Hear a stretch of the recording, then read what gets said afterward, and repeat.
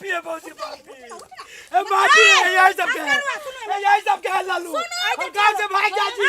सुनो ना सुनाया कथी सब पैसा गोर ला के माफी मांगू दोनों भाई बहन आई जा खुश रहू आठ बार केहन गलती नहीं करब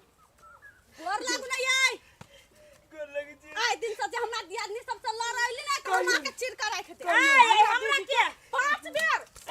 एक आरो एक बजिया रे आ ई कथि गोर लाग ना 3 बेर आरो गोर लगी छी चल गोर लगी छी निकल ना दो गार आ ककरो जे कहले त ठीक नहीं होतो गांव से निकल जा ओए लल पटके के खन का समझा बस कौन घर बात गलती हो गई माफ कर दिया माफ कर दिया माफ कर दिया ए